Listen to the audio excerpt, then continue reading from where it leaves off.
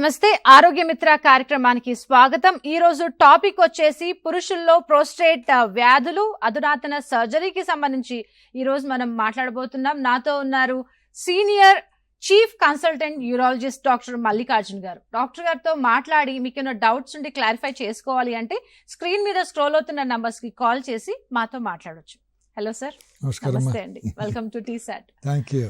So prostate వ్యాధులకు సంబంధించి ఈరోజు ముఖ్యంగా మనం మాట్లాడబోతున్నాం కాబట్టి అసలు ఏంటి, ఏ విధంగా వ్యాధులు వస్తాయి? అమ్మా, మీరు ప్రాస్టేట్ వ్యాధులు అంటాం, కానీ ప్రాస్టేట్ అనేది మనం ఆలోచిస్తే ప్రాస్టేట్ ఒక గ్రంథి. ఇట్స్ ఎ నార్మల్ గ్రంథి బాడీలో. ప్రతి మనిషికి పుట్టిన తర్వాత చిన్నదిగా ఉన్నా కానీ ప్రతి మనిషిలోని మగవారిలో ఈ ప్రాస్టేట్ గ్రంథి అనేది తప్పకుండా ఉంటుంది. సో ప్రాస్టేట్ అనేది ఒక integral part of the human body. వాటిలో కొన్ని వచ్చే మార్పుల వల్ల కొన్ని ప్రాబ్లమ్స్ అనేవి ఈ వీళ్ళలో మగవాళ్ళలో వస్తూ ఉంటాయి. యుక్త వయసులో అయితే ఆ ప్రాస్టేట్ గ్రంథిలో వచ్చే ఇన్ఫెక్షన్ ప్రాస్టేటైటిస్ అంటారు, అలాంటి కారణాలు కావచ్చు. 50 ఏళ్ళు పైబడిన తర్వాత ఆ ప్రాస్టేట్ గ్రంథిలో కొంచెం వాపు రావడం వల్ల, అది పెద్దగా అయిన దానివల్ల మూత్ర విసర్జనలో ప్రాబ్లమ్స్ రావచ్చు. అదే ఇంకా కొంచెం వయసు పెరిగిన తర్వాత 60-70 ఏళ్ల వయసులో ఆ ప్రాస్టేట్ గ్రంథిలో క్యాన్సర్ అనేది తయారైన దానివల్ల ప్రాస్టేట్ క్యాన్సర్ అనే ద్వారా ఈ విధంగా ఇట్లా 3 రకాలుగా ఇన్ఫెక్షన్స్ కావచ్చు, బినైన్ ఎన్లార్జ్మెంట్స్ అంటారు, క్యాన్సర్, ఇలాంటి ప్రాబ్లమ్స్ అనేవి తరచుగా చూస్తూ ఉంటాం. ఓకే, ఈ గ్లాండ్ కి వచ్చే ఇన్ఫెక్షన్ కి సంబంధించి మనం మాట్లాడితే ఎలాంటి ఇన్ఫెక్షన్స్ రావచ్చు? Any gland can get infected. ప్రాస్టేటైటిస్ అంటాం. ఇది మోస్ట్ ఆఫ్ ద టైం 2 రకాలుగా ఉంటుంది. ఒకటేమో అక్యూట్ ప్రాస్టేటైటిస్ అంటే అక్యూట్గా ఇన్ఫెక్షన్ రావడము. రెండోది అంటే క్రానిక్ ప్రాస్టేటైటిస్ అంటే కొద్దో గొప్ప ఇన్ఫెక్షన్ ఆ ప్రాస్టేట్ గ్రంథిలో తరచూ ఎప్పటికీ ఉండడం అన్నమాట. ఈ అక్యూట్ ప్రాస్టేటైటిస్ అనే వాళ్ళలో చాలా మటుకు వాళ్ళకి మూత్ర విసర్జనలో ప్రాబ్లం రావడం, జ్వరం రావడం, కొద్దిగా మూత్రం రావడం, చాలా బాధతో రావడం జరుగుతుంది. మోస్ట్ ఆఫ్ ద టైం వీళ్ళకి ఈ విధంగా రావడానికి కారణం అన్కంట్రోల్డ్ డయాబెటీస్ అంటే బ్లడ్ షుగర్ అనేది కంప్లీట్గా కంట్రోల్లో లేని వాళ్ళలో ఈ విధంగా వచ్చే అవకాశం ఎక్కువగా ఉంటుంది. క్రానిక్ ప్రాస్టేటైటిస్ అనేది ఒక సెక్షువల్లీ ట్రాన్స్మిటెడ్ డిసీజ్ కింద మనం చూడొచ్చు. ఇప్పుడు ఆడవారిలో వైట్ డిశ్చార్జ్ లాగా అంటాం, ల్యూకోరియా అంటాం, చూసారా? అలానే ఈ క్రానిక్ ప్రాస్టేటైటిస్ అనేది మగవారిలో కొంతమందిని బాగా సతాయించే అవకాశం ఉంటుంది. అది కొన్ని రోజులు ఉంటుంది, కొన్ని రోజులు ఉండదు. అప్పుడప్పుడు యూరిన్లో మంట రావడం, తరచుగా మూత్రనాళంలో కొద్దో గొప్ప నొప్పి రావడం అనేది జరుగుతూ ఉంటుంది. ఇది క్రానిక్ ప్రాస్టేటైటిస్. అక్యూట్ ప్రాస్టేటైటిస్ ట్రీట్మెంట్ చేసిన దానివల్ల కంప్లీట్గా తగ్గిపోయే అవకాశం ఉంటుంది. కానీ క్రానిక్ ప్రాస్టేటైటిస్ ఉన్న వాళ్ళలో అది మొత్తం కంప్లీట్గా క్యూర్ అయ్యే అవకాశం తక్కువ. చాలా రోజుల వరకు రెమిషన్లోకి పోవడం, అంటే మళ్ళీ తరచుగా కొన్నిసార్లు సిమ్టమ్స్ ఉండడం, కొన్నిసార్లు సిమ్టమ్స్ లేకపోవడం అనేది జరుగుతూ ఉంటుంది. దాన్ని క్రానిక్ ప్రాస్టేటైటిస్ అంటారు. రెండిటికి మందులు ఉన్నాయి, మందులు ఇస్తాము, చాలా మటుకు రిలీఫ్ ఉండనే ఉంటుంది. అంటే ఏ వయసు వాళ్ళలో ఈ గ్లాండ్ ఇలాంటి ఇన్ఫెక్షన్స్ కి గురయ్యే అవకాశం ఉందంటారు డాక్టర్ గారు? Most of the time infections అమ్మ ఈ 50 ఏళ్ల తక్కువ ఉన్న వయసులో ఉన్న, యుక్త వయసులో ఉన్న వాళ్ళలోనే ఉంటాయి. ఇన్ఫెక్షన్స్ అనేటివి ఎప్పుడూ కానీ ఈ యుక్త వయసులో ఉన్న వాళ్ళలోనే ఎక్కువగా చూస్తాం.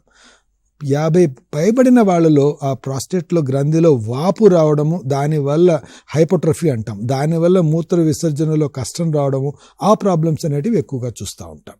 ఓకే, అంటే ఇప్పుడు ప్రోస్టేట్ క్యాన్సర్ కి సంబంధించి మనం మాట్లాడుకున్నట్టయితే ముందుగానే పసిగట్టే అవకాశం ఉందా? ముందుగా వాళ్లకు తెలిసే ఛాన్సెస్ ఏమైనా ఉన్నాయా? అంటే అమ్మ, ఇప్పుడు ఈ మధ్య కాలంలో ప్రాస్టేట్ క్యాన్సర్ అనేది ఈ మధ్య ఎక్కువగా చూస్తున్నాం. ఎందుకు అంటే చాలామంది ఒకప్పుడు 60-70 ఏళ్ళు బతికే వాళ్ళు అంటే చాలా ఎక్కువ అనుకునేవాళ్ళం. ఇప్పుడు 80-90 వరకు ఈజీగా బతికేస్తున్నారు వితౌట్ ఎనీ ప్రాబ్లమ్స్. వాళ్ళ హెల్త్ అనేది బాగా చూసుకుంటున్నారు. కాబట్టి ఇటువంటి వాళ్ళలో ఈ ప్రాస్టేట్ గ్రంథిలో క్యాన్సర్ చూసే అవకాశం ఎక్కువ ఉంటుంది. అంటే prostate cancer is basically age related consequence. అంటే వయసు పెరిగేసరికి ప్రాస్టేట్ క్యాన్సర్ ఉండే అవకాశం ఎక్కువగా ఉంటుందన్నమాట. సో ఇది ముందే పసిగట్టచ్చా అంటే తప్పకుండా పసిగట్టచ్చు. ఈ మధ్య కాలంలో ప్రాస్టేట్ స్పెసిఫిక్ యాంటిజెన్ అనే ఒక బ్లడ్ టెస్ట్ చేసిన దానివల్ల ఈ ప్రాస్టేట్ క్యాన్సర్ని పసిగట్టే అవకాశం ఉంటుంది. కానీ ఇది ఎవరిలో చేయాలి అనేది ఒక క్లిష్టమైన క్వశ్చన్ అన్నమాట. ఇప్పుడు 80 ఏళ్ల పైబడిన వాళ్ళలో ఎవరికి ఎలాంటి సిమ్టమ్స్ లేనప్పుడు ఈ ప్రాస్టేట్ స్పెసిఫిక్ యాంటిజెన్ చేయాల్సిన అవసరం ఉందా అంటే అవసరం లేదు.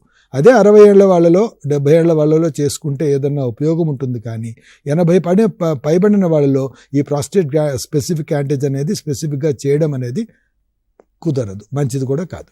80 ఏళ్ళు పైబడిన వాళ్ళలో అంటే ఇంతకు ముందు ఇలాంటివి వ్యాధులు వచ్చే అవకాశాలు ఎంతవరకు చూశారు, ఎంతవరకు వచ్చాయి, ఇప్పుడు పర్సంటేజ్ ఎంతవరకు పెరిగిందంటారు? అంటే మనం ఈ మధ్య కాలంలో పాపులేషన్ చూస్తే అమ్మా 80 పైన ఉన్న వాళ్ళు చాలా మంది ఉన్నారు. ఒకప్పుడు చాలా తక్కువ ఉండేవాళ్ళు. ఒకప్పుడు చూస్తే ఒక 50 ఏళ్ల ముందు చూస్తే ఒక విలేజ్లో ఒక జనాభాని చూసాము అంటే 80 పైబడిన వాళ్ళు చాలా తక్కువగా ఉండేవాళ్ళు. ఇప్పుడు 80 దాటిన వాళ్ళు చాలా ఎక్కువగా ఉంటున్నారు. కాబట్టి వీళ్ళలో ప్రాస్టేట్ క్యాన్సర్ అనేది ఇప్పుడు 60-70 దాటిన తర్వాత ఈ ప్రాస్టేట్ క్యాన్సర్ వచ్చే అవకాశాలు ఎక్కువగా ఉంటాయి. కాబట్టి we are be seeing more number of people అనమాట. ఎక్కువ మంది ఉన్న పక్షంలో, ముసలివారు ఎక్కువగా ఉన్న పక్షంలో మనకు ప్రాస్టేట్ క్యాన్సర్ చూసే అవకాశం కూడా ఎక్కువగా ఉంటుంది. అంటే ఎక్కువ ఏళ్ళు బతికిన వాళ్ళల్లో కూడా కాస్త అదే అంటున్నాను, తప్ప అది ఇబ్బంది కూడా అనలేము. ఇది ఒక natural change in the body అనుకోవాలి. అందుకే అంటున్నాను, ఇప్పుడే చెప్పాను చూసారా, 80 ఏళ్ళు పైబడిన వారిలో ఈ టెస్టులు చేయించకండి అని ఎందుకు అంటున్నాను అంటే 80 ఏళ్ళు పైబడిన వారిలో న్యాచురల్గా కొద్దో గొప్ప ఈ క్యాన్సర్ చేంజ్ అనేది నార్మల్గా కూడా కనపడుతుంది, వాళ్ళకి ఎలాంటి సిమ్టమ్స్ లేకపోయినా కానీ. అందుకనే వాళ్ళకి చేయించడం మంచిది కాదు. చేయించి ఉందనుకొని దానికి ట్రీట్మెంట్లు చేయడం అవన్నీ అవసరం లేని పనులు ఆ టైంలో. అందుకనే 80 పైబడిన వాళ్ళలో ఈ ప్రాస్టేట్ స్పెసిఫిక్ యాంటిజెన్ అనే టెస్ట్ చేయకుండా దానికన్నా తక్కువ ఉన్న వాళ్ళలో చేసుకుంటేనే మంచిది. బీపీహెచ్కి సంబంధించి ఒకసారి చెప్పండి డాక్టర్ గారు. బినైన్ ప్రాస్టేటిక్ హైపర్ట్రఫీ అంటాం. అంటే మీరు ఇప్పుడే అన్నాం చూసారమ్మా, 50 ఏళ్ల ముందు వారిలో ఇన్ఫెక్షన్స్, 70 ఏళ్ల పైబడిన వారిలో కనపడేది క్యాన్సర్స్. ఈ 50 నుండి 70 ఏళ్ల వయసులో ఉన్న వాళ్ళలో ఈ బీపీహెచ్ అనేది చూస్తూ ఉంటాం. అంటే బినైన్ ప్రాస్టేటిక్ హైపర్ట్రఫీ. కొన్ని కారణాల వల్ల బాడీలో ఎందుకు జరుగుతుంది మనకు తెలియదు, ఇంకా క్లారిటీ లేదు. హార్మోనల్ చేంజెస్ అనుకుంటున్నాము, కొన్ని జన్యుపరమైన కారణాలు కావచ్చు అనుకుంటున్నాము. కొన్ని కారణాల వల్ల ఈ ప్రాస్టేట్ గ్రంథిలో వ్యాకోచన అంటే హైపర్ట్రఫీ అనేది జరగడం జరుగుతుంది. సో ఇది బినైన్, ఇది క్యాన్సర్ కాదు, బినైన్ గ్లాండ్ ఎన్లార్జ్మెంట్ మాత్రమే. ఇది ఈ 50 నుంచి 70 ఏళ్ల వయసులో జరగడం ఎక్కువగా చూస్తూ ఉంటాం అని చెప్పి క్యాన్సర్ 60 ఏళ్లలో రాదా అంటే అలా కాదు. కానీ ఎక్కువగా క్యాన్సర్లు అనేటివి మనం 70 ఏళ్ల పైబడిన వాళ్ళలోనే 90% క్యాన్సర్లు 70 ఏళ్ల పైబడిన వాళ్ళలోనే చూస్తూ ఉంటాం. ఇప్పుడు ప్రోస్టేట్ క్యాన్సర్కి దీనికి అంటే ఏంటి డిఫరెన్స్ అంటారు? ఎలాంటి సిమ్టమ్స్ డిఫరెన్స్ మనం కనుక్కోవచ్చు అంటారు? Prostate cancer and benign enlargement సిమ్టమ్స్లో పెద్ద వ్యత్యాసం ఉండే అవకాశం తక్కువ. ఎందుకంటే రెండిట్లోనూ ప్రాస్టేట్ గ్రంథి పెరగచ్చు, దానివల్ల మూత్ర విసర్జనలో ప్రాబ్లం రావచ్చు. కానీ బినైన్ ఎన్లార్జ్మెంట్లో అది క్యాన్సరస్ కాదు, కాబట్టి ఇటు అటు స్ప్రెడ్ అయ్యి బాడీలో స్ప్రెడ్ అయ్యే అవకాశాలు ఉండవు. అదే క్యాన్సర్లో అయితే అది ప్రాస్టేట్లోనే పెరగడం కాకుండా పక్కకు పెరగడము, ఇటు అటు వ్యాపించి బోన్స్లోకి వ్యాపించడం, ఇలా స్టేజ్ పెరిగే అవకాశం ఉంటుంది. కాబట్టి benign prostatic enlargement and cancer ఈ రెండిటి సిమ్టమ్స్ ఒకటే అయినా కానీ ఈ జబ్బులు నడుచునే విధానం ఏదైతే ఉంటుందో రెండు డిఫరెంట్గా ఉంటాయి. ఓకే, దానికి ట్రీట్మెంట్ టెస్ట్లు కూడా డిఫరెంటే అంటారు. అంతే కదా, అదొకటి ఇన్ఫెక్షన్, ఒకటేమో క్యాన్సర్. సిమ్టమ్స్ రెండు ఒకే విధంగా ఉన్నా కూడా దారులు వేరు. ఇప్పుడు ప్రాస్టేట్కి సంబంధించిన ఎలాంటి జబ్బులు వచ్చినా కానీ మోస్ట్ ఆఫ్ ద టైం వాళ్ళు ఎలా వస్తారు, మూత్ర విసర్జనలో నాకు ప్రాబ్లం ఉంది, సరిగా రావటం లేదనో, మాటికి వస్తుందనో, మంట వస్తుందనో, లేకపోతే బ్లడ్ వచ్చిందనో, ఇదే కారణాలతో వస్తారు, ఇంకేవి కారణాలు ఉండవు. కానీ వయస్సును బట్టి, వారు చెప్పిన సిమ్టమ్స్ని బట్టి, వారి ఎగ్జామినేషన్ ఫైండింగ్స్ని బట్టి ఇది ఇన్ఫెక్షన్ అయినా, ఇది బినైన్ ప్రాస్టేటిక్ ఎన్లార్జ్మెంటా లేకపోతే క్యాన్సర్ అయి ఉండొచ్చా అనేది మేము నిర్ధారణ చేయడం జరుగుతూ ఉంటుంది. సో అది నిర్ధారించుకునే దానికి తగ్గట్టుగా కొన్ని పరీక్షలు చేసి ఇది ఇదే అని చెప్పి రూఢి చేయడం అనేది జరుగుతూ ఉంటుంది. యూరిన్లో బ్లడ్ అనేది ఎప్పుడు వీళ్ళు నోటీస్ చేస్తారు? అంటే ఇన్ఫెక్షన్లో వస్తుందా, లేదు అది క్యాన్సర్గా మారిన తర్వాత వస్తుందా? యూరిన్లో బ్లడ్ అనేది ఏ కారణం వల్లనే రావచ్చమ్మా. For any reason blood in urine is never normal. ఏ రోజైనా కానీ యూరిన్లో బ్లడ్ అనేది కనపడిన పక్షంలో అది అబ్నార్మల్ కిందనే పరిగణించాలి. చాలామంది అపోహ ఉంటుంది, ఏమని జనాల్లో అపోహ ఏమిటి అంటే వేడి చేసింది, లేకపోతే నిన్న ఏదో అయింది, నాకు వేడి చేసింది, దానివల్ల బ్లడ్ వచ్చిందని. ఎప్పటికీ కాదు. Blood in urine is abnormal unless otherwise proved. ఏ కారణం వల్ల వచ్చింది అనేది మనం తెలుసుకోవాల్సిన అవసరం ఉంటుంది. అది ఇన్ఫెక్షన్లోనూ రావచ్చు, బినైన్ ప్రాస్టేటిక్ హైపర్ట్రఫీ అనే గ్లాండ్ సైజు బాగా పెరిగిన పక్షంలో కూడా రావచ్చు, ఒక్కొక్కసారి క్యాన్సర్ ఉన్నదప్పుడు కూడా రావచ్చు. కాబట్టి బ్లడ్ మాత్రమే వచ్చింది దానివల్ల ఇది అయిండొచ్చు అది అయిండొచ్చు అని చెప్పుకునే అవకాశం తక్కువ. కానీ బ్లడ్ అనేది అబ్నార్మల్ కాబట్టి ఇన్వెస్టిగేట్ చేసి ఏ కారణం వల్ల వచ్చిందని తెలుసుకోవాల్సిన అవసరం అయితే ఎంతైనా ఉంటుంది. యూరిన్ ఇన్ఫెక్షన్ లో కూడా ఈ బ్లడ్ మనం చూడొచ్చు అంటారా? సివియర్ యూరిన్ ఇన్ఫెక్షన్ లో బ్లడ్ వచ్చే అవకాశం ఉంది. ఓకే, అంటే ఆ యూరిన్ ఇన్ఫెక్షన్ ఎక్కడికి దారి తీయవచ్చు అంటారు? ఇప్పుడు మీరు చెప్పినట్టుగానే అంటే గ్రామాల్లో ఉంటారు, ఊళ్ళో ఉన్న వాళ్ళు మీరు చెప్పినట్టుగా నిజంగానే వేడి చేసిందో లేదంటే మనం తిన్న ఫుడ్ పడక ఏమన్నా అయి ఉంటుందో అని చెప్పేసి ఊర్లో అక్కడున్న డాక్టర్స్కి చూపించుకోవడం ఇలా చేస్తుంటారు. అది స్టేజెస్ మారిపోయి కొంచెం తీవ్రంగా మారిపోతుంది. ఆ యూరిన్ ఇన్ఫెక్షన్ ఎక్కడి వరకు దారి తీయవచ్చు అని కాదమ్మా. యూరిన్ ఇన్ఫెక్షన్ అనేది ఒక పెద్ద it's a very big chapter. అంటే చాలా చాలా చాలా చాలా ఎక్కువ ఉంటుంది అది. నేను ఒక సింపుల్గా చెప్పాలి అనుకుంటే యూరిన్ ఇన్ఫెక్షన్ ఎవరిలో వచ్చింది, ఎంత ఉన్నది అన్న దాన్ని బట్టి ఎవ్రీథింగ్ రివాల్వ్స్ అరౌండ్ అనమాట. ఇప్పుడు యూరిన్ ఇన్ఫెక్షన్ లేడీస్లో వస్తూ ఉంటుంది, యూరిన్లో మంట వస్తుంది, ఒకరోజు ఏదో నీళ్ళు ఎక్కువ తాగుతారు తగ్గిపోయింది, అది సింపుల్ యూరినరీ ఇన్ఫెక్షన్. అది అక్కడ విలేజ్లో ఇచ్చే ఒక చిన్న ట్యాబ్లెట్తోనే తగ్గిపోయే అవకాశం ఉంటుంది. కానీ యూరిన్ ఇన్ఫెక్షన్, మూత్రంలో మంట, జ్వరము అది వచ్చిందనుకోండి, అది సివియర్ ఇన్ఫెక్షన్. దానికి యాంటీబయాటిక్స్ కంటిన్యూగా వాడాల్సిన అవసరం ఉంటుంది, డాక్టర్ తీయించుకోవాల్సిన అవసరం ఉంటుంది. అన్కంట్రోల్డ్ డయాబెటీస్ ఉంటుంది, డయాబెటీస్ కంట్రోల్లోనే ఉండదు, లేక కిడ్నీలో స్టోన్లు ఉండడమో దానివల్ల యూరిన్ ఇన్ఫెక్షన్లు వచ్చిన పక్షంలో పేషెంట్ సిక్ అయిపోయే అవకాశం ఉంటుంది, బీపీ అవి తగ్గిపోయే అవకాశం ఉంటుంది, వాళ్ళకి ఇమీడియట్గా హాస్పిటల్ అడ్మిట్ చేయాల్సిన అవకాశం ఉంటుంది. కాబట్టి యూరిన్ ఇన్ఫెక్షన్ అనే దానికి కారణాలు, సివియరిటీ అన్న దాన్ని బట్టి మనం దాన్ని కేటగరైజ్ చేసి ఎవరికి ఎలాంటి ట్రీట్మెంట్ అయితే సరిపోతుంది అనుకునేది జరుగుతూ ఉంటుంది. అయితే పురుషుల్లో ఈ ప్రోస్టేట్ గ్రంథికి వచ్చే ఈ క్యాన్సర్లో రకాలు ఏమైనా ఉన్నాయా? అంటే ప్రాస్టేట్ క్యాన్సర్ అనేది ఒకటేనండి, అది అడినోకార్సినోమా అంటాం. దాంట్లో కొన్ని హిస్టోలాజికల్ వేరియంట్స్ వేరే ఉన్నా కానీ మనం దాన్ని కన్సిడర్ చేయకుండా ప్రాస్టేట్ క్యాన్సర్ అనేది మాత్రమే చూస్తాం. కానీ రెండు differentiating points ఉంటాయమ్మా.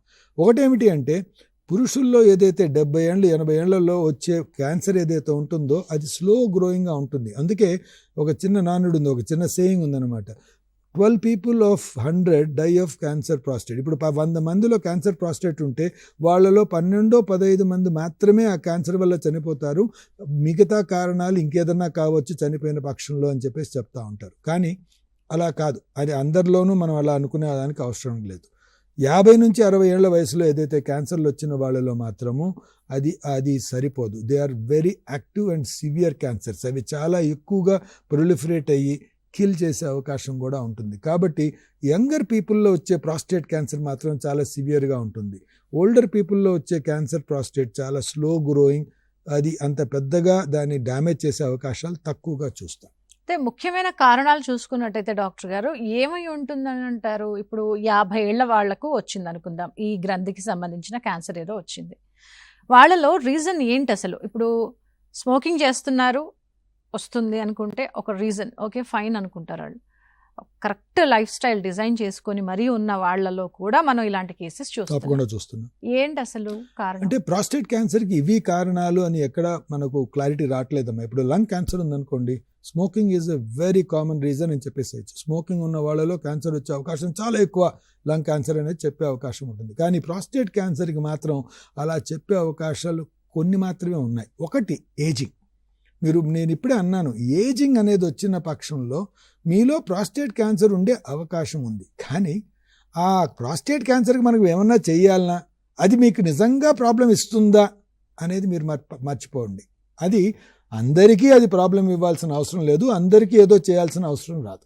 So prostate cancer అనేది ఏజ్ రిలేటెడ్ డిసీజ్, అదొకటి మనం తెలుసుకున్నాం. కాబట్టి ageing it self is a risk factor for prostate cancer. అట్లా అనుకున్న పక్షంలో రెస్ట్ ఆల్ రీజన్స్లో చూస్తే మాత్రం ఫ్యామిలియల్ హిస్టరీ, జెనెటిక్ డిస్పోజిషన్ అనేది ఉందమ్మా. Suppose if my brother or my elder brother or younger brother has got cancer అనుకుంటే ప్రాస్టేట్ క్యాన్సర్, సిబ్లింగ్స్లో ఉండే అవకాశం ఎక్కువగా ఉంటుంది. 50% of your siblings can have a cancer prostate, అలా అన్నమాట. సో ఎవరైనా క్యాన్సర్ ప్రాస్టేట్ ఉంది అంటే వాళ్ళకి యంగర్ బ్రదరు ఎల్డర్ బ్రదరు ఉంటే వాళ్ళు కూడా ఈ PSA టెస్ట్ చేసుకుని వాళ్ళలో లేదు కదా అని చూసే అవకాశం ఉంటుంది, చూసుకోవాలో కూడా. So these are the 2 main factors. Afro అమెరికన్స్లో అంటే ఆఫ్రికన్ దేశంలో ఎవరైతే అమెరికాలో స్థిరపడిపోయారో చాలా దశాబ్దాలు, వాళ్ళలో ఈ ప్రాస్టేట్ క్యాన్సర్ ఎక్కువగా చూస్తాం ఏషియన్స్ కన్నా చూస్తే. సో ఈ 3 మాత్రమే స్పెసిఫిక్ కారణాలు వస్తున్నాయి. మిగతా ఇంకా చాలా ఉన్నాయి. డ్రగ్స్ అని, ఒబేసిటీ అని చెప్పేసి, లేక స్మోకింగ్ అని చెప్పి, డైటరీ హ్యాబిట్స్ అని చెప్పేసి చాలా చాలా ఉన్నాయి, కానీ ఏవి ప్రూవ్ కాలేదు. కానీ ఈ 3 మాత్రం చాలా చాలా ఇంపార్టెంట్. మీరు చెప్పిన విషయం నిజంగా కొంచెం షాకింగ్గానే ఉంది. అంటే ఇప్పుడు ఫ్యామిలీ హిస్టరీ అంటే ఏ డాక్టర్ దగ్గరికైనా ఒక హెల్త్ చెకప్కో లేదంటే ఏదన్నా కార్డియాక్కి సంబంధించో ఏదన్నా వెళితే మీ ఫ్యామిలీ హిస్టరీ ఏ విధంగా చూస్తారంటే మీ నాన్నగారికి ఉందా, మీ తాతగారికి ఉందా, మీ అమ్మగారికి ఉందా అని చెప్పేసి ఈ విధంగా చూస్తారు. కానీ ఈ గ్లాండ్కి సంబంధించిన ఈ క్యాన్సర్ చూస్తే వాళ్ళ సిబ్లింగ్స్లో ఉంటే ఖచ్చితంగా వచ్చే ఛాన్స్ ఉంటుంది. వాళ్ళు టెస్టులు చేయించుకోవాలి, వాళ్ళు అవేర్నెస్ పెంచుకోవాలి అనేది తప్పకుండా.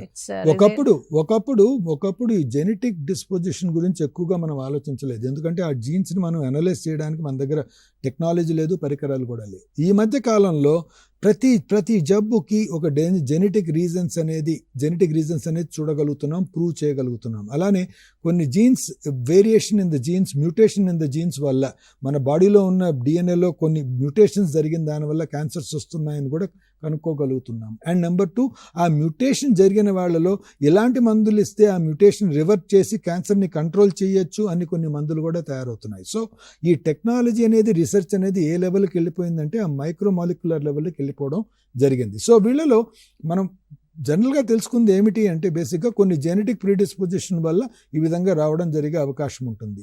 కాబట్టి ఒక బ్రదర్లో ఉంది అంటే ఇంకో బ్రదర్లో ఉండే అవకాశం కూడా ఉంటుంది. ఎందుకంటే అదే మదర్ అండ్ ఫాదర్ నుంచి వాళ్ళకి ఆ జీన్స్ వచ్చాయి కాబట్టి. సో అది మనం తెలుసుకోవాలి. ఎవరైతే బ్రదర్స్లో ఈ క్యాన్సర్ చూస్తామో మిగతా బ్రదర్స్ కూడా ఆ క్యాన్సర్ గురించి ప్రతి 6 నెలలకు ఒకసారి ఆ సీరం పిఎస్ఏ అనే టెస్ట్ చేయించుకోవాలి. అది it's an advice for them. Okay, ఈ టెస్ట్కి సంబంధించి మనం తర్వాత మాట్లాడదాం. అయితే అధిక బరువుతో బాధపడే వాళ్ళు, ఒబెసిటీతో బాధపడుతున్న వాళ్ళు ఈ మధ్య కాలంలో పర్సంటేజ్ వైజ్గా చాలా పెరిగిపోయారు. అంటే వాళ్ళలో ఎంత ఛాన్స్ ఉంటుందంటారు ప్రోస్టేట్ గ్లాండ్కి సంబంధించిన క్యాన్సర్ రావడానికో లేదంటే ఇన్ఫెక్షన్ బారిన పడడానికో? మెటబాలిక్ సిండ్రోమ్ అంటామమ్మా. అంటే దిస్ ఈస్ కాల్డ్ ఈ ఒబేసిటీ, ఈ సెంట్రల్ ఒబేసిటీ అంటారు చూసారా, that is leads to metabolic syndrome. మనం అంటారు చూసారా, మీకు హార్ట్ అటాక్ వచ్చే అవకాశం ఎక్కువ ఉంది, మీకు డయాబెటీస్ వచ్చే అవకాశం ఎక్కువ ఉంది, మీ లిపిడ్స్ ఎక్కువగా ఉండే అవకాశం ఎక్కువ ఉంది. ఇది ఈ సెంట్రల్ ఒబేసిటీ వల్ల ఇది మెటబాలిక్ సిండ్రోమ్ అనే ఒక వర్డ్ ఉందన్నమాట. అది ప్రాస్టేట్ కూడా వర్తిస్తుంది. ఎందుకంటే ఈ మెటబాలిక్ సిండ్రోమ్ అంటే ఈ ఒబేసిటీ అనేది ఉన్న వాళ్ళలో ఈ సిస్టమిక్ ఇన్ఫ్లమేషన్ అనేది ఎక్కువగా ఉంటుంది. బాడీలో అన్ని స్ట్రక్చర్స్లోనూ ఇన్ఫ్లమేషన్ అనేది ఎక్కువ ఉన్న దానివల్ల వాళ్ళకి హార్ట్ అటాక్స్ ఎక్కువ వస్తాయి. అలానే ప్రాస్టెటిక్ ఎన్లార్జ్మెంట్, ప్రాస్టెటిక్ సిమ్టమెటాలజీ కూడా ఎక్కువ ఉంటుంది. ఒక మంచి స్టాటిస్టికల్ స్టడీ ఉంది. 100 మంది కార్డియాక్ డిసీజ్ లేని వాళ్ళలో మన ప్రాస్టేట్ ఎంత ఉంటుంది అంటే 5% అయితే, ఆ 100 మంది కార్డియాక్ డిసీజ్ ఉన్న వాళ్ళలో ప్రాస్టెటిక్ సిమ్టమ్స్ ఎంతమందికి ఉంటుంది అంటే 15 నుండి 20% ఉంటుంది. అంటే కార్డియాక్ డిసీజ్ ఎక్కువ ఉన్న వాళ్ళలో ప్రాస్టెటిక్ సిమ్టమెటాలజీ కూడా ఎక్కువగా ఉంటుంది. సో ఈ మెటబాలిక్ సిండ్రోమ్ ఆర్ ఒబేసిటీ ఏదైతే కార్డియాక్ డిసీజ్కి ప్రీడిస్పోజ్ చేస్తుందో అదే కూడా ఈ ప్రాస్టెటిక్ డిసీజ్కి ప్రీడిస్పోజ్ చేస్తుంది. తీసుకునే పోషకాహారానికి సంబంధించి మనం ఒకసారి మాట్లాడుకుంటే, ఒబేసిటీ గురించి మాట్లాడుకున్నాం, అది ఎట్లయితే కార్డియాక్కి సంబంధించి కానీ ఇంకా ఇతర వ్యాధులు ఎలా వస్తాయో ఈ క్యాన్సర్కి సంబంధించి కూడా వాళ్ళు చాలా అవేర్నెస్గా ఉండాలి, జాగ్రత్త పడాలి. వాళ్ళు తీసుకునే పోషకాహార లోపంలో ఏమైనా ఉంటే అదేమైనా ప్రభావం పడుతుందంటారా ఈ ప్రోస్టేట్కి సంబంధించి? ప్రాస్టేట్ గ్రంథి ఒకటేనమ్మా, ఎక్కడైతే మనకు ఈ ఆహార నియమాలకి ఆహార వాళ్ళ అలవాట్లకి ఒక లింక్ పెట్టడం చాలా కష్టంగా ఉంది. ఏదో ఒక చోట సెలీనియం అనే ట్రేస్ ఎలిమెంట్ కానీ జింక్ అనే ట్రేస్ ఎలిమెంట్స్ తక్కువగా ఉన్న వాళ్ళలో, లైకోపీన్స్ అనేవి తక్కువ ఉన్న వాళ్ళలో వీళ్ళకి క్యాన్సర్ వస్తూ ఉందని ఒక చూచాయి ఎవిడెన్సే తప్ప ఒక సైంటిఫిక్ ఎవిడెన్స్ అనేది ఇప్పటి వరకు లేదు. సో ఆహారానికి సంబంధించిన దానికన్నా మెటబాలిక్ సిండ్రోమ్, సిస్టమిక్ ఇన్ఫ్లమేషన్ వీటికి సంబంధించిందే ఎక్కువగా ఈ ప్రాస్టేట్ క్యాన్సర్కి, బినైన్ ప్రాస్టేటిక్ ఎన్లార్జ్మెంట్కి వర్తించడం జరుగుతూ ఉంది. 50 ఏళ్ల వయసు వాళ్ళలో ఈ క్యాన్సర్ ఎంత శాతం మీరు చూస్తున్నారు ఇప్పుడు? మా దగ్గర ఉన్న స్టడీ ప్రకారం, మా ఇన్స్టిట్యూట్లో మేము చేసిన స్టడీ ప్రకారం మేము చూసేది ఆ క్యాన్సర్ అనేది 50 నుంచి 60 ఏళ్ల వాళ్ళలో తక్కువగానే చూస్తాం. ఎక్కువ చూస్తామని నేను అంటలేదు, కానీ ఆ చూసిన వాళ్ళలో మాత్రము ఈ క్యాన్సర్ అనేది చాలా హై గ్రేడ్గా ఉంటుంది. అంటే వీళ్ళు ఎక్కువ రోజులు కంప్లీట్ క్యూర్ అయ్యే అవకాశం కానీ ఎక్కువ రోజులు బతికే అవకాశం కానీ కొంచెం తక్కువగా చూస్తూ ఉంటాం. అదే 75 ఏళ్ల వయసులో క్యాన్సర్ ప్రాస్టేట్ వచ్చిన పక్షంలో 10-15 ఏళ్ల వయసు వరకు 10-15 ఏళ్ళు ఇంకా ఈజీగా బతికే అవకాశం ఉంటుంది. కానీ ఈ యంగర్ ఏజ్ గ్రూప్లో వచ్చిన వాళ్ళలో ఇది చాలా రిస్కీగా కనపడుతోంది. అంటే యూరిన్ పాసింగ్ లో వాళ్ళకి వచ్చే డిఫికల్టీస్ ని చూస్తే అది ఇన్ఫెక్షనా లేదంటే ప్రోస్టేట్ కి సంబంధించిన క్యాన్సర్ కి సంబంధించిన ఇబ్బందా, వాళ్ళు ఎలా ముందుగానే అంటే ఒక అవగాహన రావాలి. వాళ్ళు కొంచెం కంగారు పడిపోతూ ఉంటారు కదా బిఫోర్ గోయింగ్ టు డాక్టర్. వాళ్ళు కొంచెం మొహమాట పడతారు. మొహమాటంతో ఈ వ్యాధి కాస్త ముదురుతూ ఉంటుంది. వెళ్దాం అన్నట్టుగా వాళ్ళు ఫ్యామిలీతో డిస్కస్ చేయడానికి కూడా వాళ్ళు హెసిటేట్ అవుతూ ఉంటారు కదా అని కాదు. అంటే ఒకటమ్మా, బేసిక్గా ఈ క్యాన్సర్లు అనేటివి 50 ఏళ్ళ తక్కువ ఉన్న వాళ్ళలో చాలా అరుదు. సో వారు మాత్రం అనవసరంగా దాని గురించి నా క్యాన్సర్ ఉండొచ్చు అనే బెంబేలు ఎత్తడం అనేది వేస్ట్. మీరు 50 ఏళ్ల కన్నా తక్కువ ఉన్నారంటే మీలో క్యాన్సర్ ఉన్న పాసిబిలిటీ కోట్లల్లో ఒకటే తప్ప ఇంకో అంతకన్నా ఎక్కువ అయితే కాదు. సో ఎనీబడి 50 ఏళ్ళ తక్కువ ఉన్న వాళ్ళలో ఈ విధంగా వచ్చారు అంటే అది mostly related to infection or an early enlargement of the prostate which is benign. ఇది క్యాన్సర్కి సంబంధించింది కాదు. సో 70 ఏళ్ళ పైబడిన వాళ్ళలో ఎవరికన్నా సరే ఎలాంటి యూరినరీ కంప్లైంట్స్ కొత్తగా స్టార్ట్ అయినాయంటే ఫస్ట్ చెక్ చేసుకోవాల్సింది మనకు క్యాన్సర్ ప్రాస్టేట్ లేదు కదా అని చెక్ చేసుకోవాల్సిన అవసరం ఉంటుంది. ఇది ఒక రూల్, అలా పెట్టుకోవాలి మనం. అందుకే యంగర్ ఏజ్లో ఉన్న వాళ్ళు క్యాన్సర్ ఉండొచ్చు, క్యాన్సర్ అవ్వచ్చు అనే ఆలోచన చేయాల్సిన అవసరం లేదు. ఇప్పుడు స్టేజెస్ ఏమైనా ఉంటాయి సార్ ఇందులో? ప్రాస్టేట్ క్యాన్సర్ స్టేజెస్ ఉంటాయమ్మా. దట్ ఈస్ లోకలైజ్డ్ డిజీజ్ అంటాం. అంటే ప్రాస్టేట్ గ్రంథిలోనే ఉంటుంది. అది లోకలీ అడ్వాన్స్డ్ అంటాం. అంటే ప్రాస్టేట్ గ్రంథిలోనే కాకుండా దాని పక్కన కూడా పాకింటుంది. లేక మెటాస్టాటిక్ అంటాం. బాడీలో ఎక్కడైనా పాకిండొచ్చు, బోన్స్లో ఎక్కువగా పాకుతుంది, దాన్ని మెటాస్టాటిక్ అంటాం. మనము ఈ జబ్బుని గురించి తెలుసుకునేటప్పుడు దీనికి చాలా ఇంపార్టెన్స్ ఉంటుంది. ఒకప్పుడు కాలంలో చూస్తే మీరు ఇండియాలో 90% క్యాన్సర్ ప్రాస్టేటు ఈ మెటాస్టాటిక్ డిసీజ్లో ఉన్న టైంలోనే వాళ్ళు వచ్చేవారు మా దగ్గరికి. అప్పుడే ట్రీట్మెంట్ జరిగేది. కానీ మనం చేయాల్సింది ఏమిటి అంటే ఈ జబ్బుని ఇక్కడ పికప్ చేసే బదులు ఈ ఎర్లీ డిసీజ్లో ఉన్నప్పుడే పికప్ చేసుకుంటే వారికి క్యూర్ ఇచ్చే అవకాశం ఉంటుంది. దానికే ఈ సీరం పిఎస్ఏ అనే బ్లడ్ టెస్ట్, ప్రాస్టేట్ స్పెసిఫిక్ అనే బ్లడ్ యాంటీజెన్ అనే బ్లడ్ టెస్ట్ తోడ్పడుతుంది. సో ఎవరైతే 60 years పైన ఉన్నారో, లేక వారికి యూరినరీ సిమ్టమ్స్ ఉన్నాయో, లేక వాళ్ళ ఫ్యామిలీలో ఎవరికైనా క్యాన్సర్ ప్రాస్టేట్ హిస్టరీ ఉందో అటువంటి వాళ్ళు సంవత్సరానికి ఒకసారి సీరం పిఎస్ఏ చెక్ చేసుకుంటే వాళ్ళలో ఈ క్యాన్సర్ అనేది ఎర్లీగా పికప్ అయ్యే అవకాశం ఉంటుంది. అంటే అది ప్రారంభ దశలో ఉన్నప్పుడు దాని సిమ్టమ్, దాని సంకేతం ఏ విధంగా ఉంటుందంటారు? 90% ఏమి సిమ్టమ్స్ ఉండవు. ఎర్లీ లోకలైజ్డ్ క్యాన్సర్ అనేది ఎప్పుడు కానీ ఏదో పెద్ద సిమ్టమ్స్తో రారు. చాలా తక్కువ సిమ్టమ్స్తో వస్తారు. అది ఎర్లీగా పికప్ అవుతుంది అంతే. వాళ్ళు ఏదో బ్లడ్ టెస్ట్ చేయించుకోవడము, లేక నాకు కొంచెం మూత్ర విసర్జనలో ముందులాగా లేదు, కొంచెం మార్పు ఉంది అని తెలుసుకోవడము, లేక మా ఇంట్లో ప్రాస్టేట్ క్యాన్సర్ ఉంది కాబట్టి నేను కూడా చెక్ చేసుకున్నాను, నా పిఎస్ఏ కొంచెం ఎక్కువగా ఉంది అని తెలుసుకోవడము. సో ఇలాంటి వాళ్ళలోనే ఈ క్యాన్సర్ ఎర్లీగా లోకలైజ్డ్గా పికప్ అయ్యే అవకాశం ఉంటుంది. సిమ్టమ్స్ అనేది వచ్చేసరికి ఆ క్యాన్సర్ యూజువల్గా లోకలైజ్డ్గా ఉండదు, కొంచెం పాకి ఉండే అవకాశం ఎక్కువ ఉంది. సపోజ్ బాడీ పెయిన్స్తో వచ్చారనుకోండి, ఏమని అర్థము? ఆ క్యాన్సర్ ఆల్రెడీ బోన్స్లోకి పాకిపోయిందని అర్థం. So whenever they have significant symptoms, ఎప్పుడైతే సిమ్టమ్స్ అనేటివి ఎక్కువగా ఉంటాయో వాళ్ళలో క్యాన్సర్ లోకలైజ్డ్ ఉండే అవకాశం తక్కువ, అది ఎక్కువగా పాకిపోయి ఉండే అవకాశం ఎక్కువ. ఫస్ట్ స్టేజ్ లో ఉంటే ఎలాంటి లక్షణాలు కనిపించవు అంటున్నారు. మరి సెకండ్ స్టేజ్ లో అంటే అప్పుడు ఏ విధంగా ఉంటుంది? అంటే మోస్ట్ ఆఫ్ ద టైం మీకు అన్నట్టు ఈ ప్రాస్టేట్కి సంబంధించిన సిమ్టమ్స్ లో అన్నిట్లోనూ మూత్ర విసర్జనలో ప్రాబ్లం ఉంటుంది. మూత్రంలో రక్తం రావచ్చు, మూత్రంలో మంట రావచ్చు, మాటిమాటికి రావడం జరుగుతుంది. అలా ఈపీఎస్ఏ అనేది ఎక్కువగా కనపడుతుంది.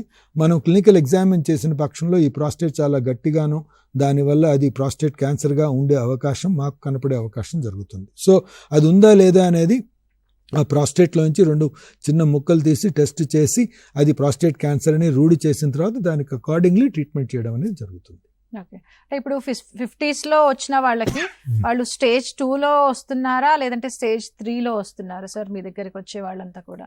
అని 50s అనగానే వాళ్ళు భయం అమ్మా, నాకు అర్థమైంది. ఒకటి అంటే వాళ్ళు రిటైర్ అయ్యి వాళ్ళ రిటైర్మెంట్ లైఫ్ ని కాస్త ఎంజాయ్ చేస్తూ రిలాక్స్ అయ్యే స్టేజ్ లో ఇలాంటి ఒక క్యాన్సర్ బారిన పడి అది డాక్టర్ దగ్గరికి వెళ్ళి, అది fortunately- స్టేజ్ 2 లో మళ్ళీ స్టేజ్ 1 లో ఎలాంటి సిమ్టమ్స్ కనపడవు కాబట్టి వాళ్ళు అంత తొందరగా మీ దగ్గరికి రష్ అయ్యే ఛాన్సెస్ తక్కువ ఉంటాయి. నిజమే, నేను So- కాదంటలేదు, మీరు చెప్పిన పాయింట్ అర్థమైంది. కానీ ఒక విషయం ఏంటంటే నెంబర్ 1, ఈ 50లో ఉన్న వేళ్లలో క్యాన్సర్ ఉండే అవకాశం చాలా చాలా తక్కువ. అదొకటి గుర్తుపెట్టుకోవాలి. సో వాళ్ళు అనవసరంగా బెంబేలెత్తే అవకాశం వద్దు. So don't think about that మనకి 50 ఏళ్ళు నాకు క్యాన్సర్ ఉండొచ్చు అని అనుకునే అవకాశాలు తగ్గించండి. ఆ విధంగా ఆలోచించకండి ఫస్ట్. కానీ నేను చెప్పొచ్చేది ఏంటంటే అలాంటి వాళ్ళలో వచ్చిన పక్షంలో అది చాలా ర్యాపిడ్గా గ్రో అయ్యే అవకాశం ఉంటుంది, అంతే తప్ప ఈ వీళ్ళలో వస్తుందనో మనం చూస్తున్నామనో నేను అంటలేదు. అది చాలా తక్కువగా చూస్తున్నాం. Very very very very young పీపుల్లో very less incidence of cancer prostate. Most of the time అది ఎప్పుడు కానీ 70 ఏళ్ళు పైబడిన వాళ్ళలోనే చూస్తూ ఉంటాం. రైట్ సార్, ఇందాక బిఫోర్ ద బ్రేక్ మనం అసలు ఆ క్యాన్సర్ ఏ విధంగా వస్తుంది, ఎవరికి వస్తుంది, సిమ్టమ్స్ ఏంటి, ఇవన్నీ మనం చర్చించాం. ట్రీట్మెంట్కి సంబంధించి అనేక క్వశ్చన్స్ చూసే ప్రేక్షకులు ఉంటాయి. ఏ విధంగా ట్రీట్మెంట్ ఇస్తారు ఏంటి, 50 ఏళ్ల పైబడిన వాళ్ళకు వచ్చే వ్యాధి కదా ఇది అని చెప్పి భయపడుతూ ఉంటారు. ఏ విధమైన ట్రీట్మెంట్స్ ఉన్నాయి సార్ ఇప్పుడు? ప్రాస్టేట్ క్యాన్సర్ అనేది మనము ఫస్ట్ ఇప్పుడు చూడండి, మీరు ఒక పేషెంట్ వస్తారు, మనం ఎలా పికప్ చేస్తాము, వాళ్ళకి పిఎస్ఏ పెరిగింది అని చెప్పేసి చూస్తాము. క్లినికల్గా మేము చూసిన తర్వాత వీరిలో క్యాన్సర్ ఉండొచ్చు అని చూస్తాం. దాని తర్వాత ఆ ప్రాస్టేట్ గ్రంథిలోంచి ఒక చిన్న చిన్న ముక్కలు తీసి టెస్ట్కి పంపిస్తాం. ప్రాస్టేట్ బయాప్సీ అంటాం. ఆ బయాప్సీలో క్యాన్సర్ ఉందా లేదా అని నిర్ధారణ అవుతుంది. నిర్ధారణ అయిపోయిన తర్వాత ఈ ప్రాస్టేట్ క్యాన్సర్ అనేది బాడీలో ఎంత మాత్రం స్ప్రెడ్ అయింది లేక లోకలైజ్డ్గా అక్కడే ఉందా అని తెలుసుకునే దానికి ఒక పెట్ స్కాన్ లాంటిది చేస్తాం. ఆ పెట్ స్కాన్ అనేది చూసిన తర్వాత అప్పుడు దాన్ని స్టేజింగ్ అనేది చేస్తాం. అది అక్కడే ఉందా, ప్రాస్టేట్లో లోకల్గా పాకిందా, లేకపోతే మెటాస్టాటిక్ బాడీ అంతా పాకిందా అన్న విషయాన్ని మనం గ్రహిస్తాం. దాన్ని బట్టి మన ట్రీట్మెంట్ ఉంటుంది. ఇప్పుడు బాడీ అంతా పాకిపోయింది అనుకోండి, వాళ్ళకి ట్రీట్మెంట్ ఏమిటి అంటే హార్మోనల్ థెరపీ. కొన్ని హార్మోన్స్ మ్యానిపులేషన్ వల్ల బాడీలో ఉన్న టెస్టోస్టెరాన్ అనే హార్మోన్ని తగ్గించేస్తే అక్కడున్న క్యాన్సర్ సెల్ ష్రింక్ అవుతాయి. సో అదొక థెరపీ ఉంటుంది. లేక కొంతమందిలో కొంచెం కీమోథెరపీ కూడా వాడే అవకాశం ఉంటుంది. ఇది మెటాస్టాటిక్ అంటే బాడీలో స్ప్రెడ్ అయిపోయిన వాళ్ళలో. నెక్స్ట్ కమ్స్ లోకలీ అడ్వాన్స్డ్ అంటే అక్కడే కాకుండా కొంచెం పాకింది అన్న వాళ్ళలో 2 రకాలుగా ట్రీట్మెంట్ ఉంటుంది. కొంతమందిలో హార్మోన్ ఇచ్చి దాన్ని ష్రింక్ చేసి దాని తర్వాత దానికి రేడియేషన్ ఇవ్వడం జరుగుతుంది. కొంతమందిలో హార్మోన్ ఇచ్చి దాన్ని ష్రింక్ చేయడం ప్లస్ మన ఆపరేషన్ చేసి దాన్ని తీసేయడం ప్లస్ అడిషనల్గా కొద్దిగా రేడియేషన్ ఇవ్వడం, ఇలా 2 రకాల ట్రీట్మెంట్స్ అవసరం బట్టి, పేషెంట్ ఏజ్ని బట్టి, పేషెంట్ లైఫ్ ఎక్స్పెక్టెన్సీ బట్టి ట్రీట్మెంట్ చేయడం జరుగుతుంది. ప్రాస్టేట్ క్యాన్సర్ ట్రీట్మెంట్ 75 వయసులో ఉన్న వారికి ఒక విధంగా ఉంటుంది, 55 వయసులో ఉన్న వారికి ఒక విధంగా ఉంటుంది. కాబట్టి ఒక స్టేజ్ని బట్టి ట్రీట్ చేయరు. ఆ స్టేజ్తో పాటు పేషెంట్ ఏజు, ఆయనకున్న మిగతా జబ్బులు ఎలా ఉన్నాయి, హార్ట్ డిసీజెస్ లాంటివి ఏమైనా ఉన్నాయా అనే దాన్ని బట్టే మనం ట్రీట్మెంట్ చేయడం జరుగుతుంది. ఇప్పుడు వచ్చాం ఫస్ట్ స్టేజ్ అంటే లోకలైజ్డ్ డిసీజ్. అంటే ప్రాస్టేట్ క్యాన్సర్ అనేది ఓన్లీ ప్రాస్టేట్లోనే ఉంది, ఎర్లీ స్టేజ్లో ఉంది. దీనికి ఎలాంటి ట్రీట్మెంట్ చేయడం జరుగుతుంది. సో ఇది ఈ ఎర్లీ స్టేజ్లో ఉన్న జబ్బు ఎవరిలో ఉంది అనేది చాలా ఇంపార్టెంట్. అంటే ఈ మనిషికి నెక్స్ట్ 10 ఏళ్ళు బతికే అవకాశం ఉంటుందా? ఇప్పుడు 85 ఏళ్ల వయసులో ఎవరికైనా లోకలైజ్డ్ డిజీజ్ ప్రాస్టేట్లోనే ఉందనుకోండి, వారికి ఎలాంటి ట్రీట్మెంట్ చేయకపోయినా ఏమి నష్టం జరగదు. ఎందుకంటే అది పెరిగేసరికి చాలా టైం పడుతుంది, అంతవరకు ఏమీ నష్టం జరగదు. కాబట్టి నేను అన్నట్టు వయస్సు, మిగతా జబ్బులు, 2 స్టెంట్లు పడ్డాయండి, ఈ మధ్యనే స్ట్రోక్ వచ్చింది, పెరాలసిస్ స్ట్రోక్ వచ్చింది, ఇలాంటి వాళ్ళలో ట్రీట్మెంట్లు వేరే. అదే 65 years మ్యాన్ ఎవరికైతే ఎలాంటి జబ్బులు లేవు, ఫిట్గా ఉన్నారు, వాళ్ళకి ట్రీట్మెంట్లు వేరే. సో లోకలైజ్డ్ డిసీజ్ ఫిట్ పీపుల్లో మేమేం సెలెక్ట్ చేస్తాము అంటే మోస్ట్ ఆఫ్ ద టైం ఈ మధ్య కాలంలో రోబోటిక్ రాడికల్ ప్రాస్టేటెక్టమీ అనే ఆపరేషన్ చేస్తాం. అంటే రోబోటిక్ సర్జరీ ద్వారా ఆ ఉన్న ప్రాస్టేట్ని మొత్తం తీసేయడం అనేది జరుగుతుంది. సో అది నిజంగా జబ్బు ప్రాస్టేట్లోనే ఉన్న పక్షంలో ఇది మొత్తం తీసేసిన దానివల్ల కంప్లీట్ క్యూర్ అయ్యే అవకాశం ఉంటుంది. కొంతమందిలో ఎవరికైతే ఆ సర్జరీ వీలు పడదు అనుకున్న వాళ్ళలో రేడియేషన్ ఇచ్చే అవకాశం ఉంటుంది. కాలర్ ఉన్నారు సార్ మీతో మాట్లాడడానికి, కరీంనగర్ నుంచి అఖిల్ గారు. హలో అఖిల్ గారు, డాక్టర్ గారు ఉన్నారండి, మీ సమస్య ఏంటో చెప్పండి. నమస్తే సార్. నమస్కారం అమ్మా. సార్, ఈ యూరాలజీ సమస్యలు రాకుండా ముందస్తు జాగ్రత్తలు ఏం తీసుకుంటే బాగుంటుంది అంటారు సార్? అంటే యూరాలజీ సమస్యలే కాదు, ఏ సమస్యలు రాకుండా చూసుకునే దానికి అన్ని కారణాలు అవే ఉంటాయి. అంటే ఒకటి మనం ఎలా ఉండాలి అనేది మనకే తెలుసు, కానీ మనం ఎక్కడో ఒక చోట మనం మిస్ అవుతానే ఉంటాం. సిగరెట్ తాగకూడడం మంచిది కాదు అనుకుంటాం, కానీ అందరూ చాలామంది ఇంకా తాగుతూనే ఉన్నారు. ఎక్కువ ఆల్కహాల్ తీసుకోవడం మంచిది కాదు అనుకుంటాం, కానీ తీసుకునే వాళ్ళు ఉంటారు. సో సమయానికి తిని సమయానికి కరెక్ట్ ఆహారం తీసుకోవడం మంచిది అనుకుంటాం, కానీ ఎవరు సగం మంది పాటించరు. సో ఎలా ఉంటే మనకు రావు అనుకునేది చాలా కష్టం. ఇప్పుడు యూరాలజీ సమస్యలు చూసుకున్నామంటే చాలా రకాలుగా ఉంటాయి. ఒక్కొక్క సమస్యకు ఒక్కొక్క ప్రాబ్లం చెప్పచ్చు. నీళ్లు తక్కువ తాగితే స్టోన్లు వస్తాయి, జన్యుపరంగా వచ్చే ప్రాస్టేట్ క్యాన్సర్లు ఉన్నాయి.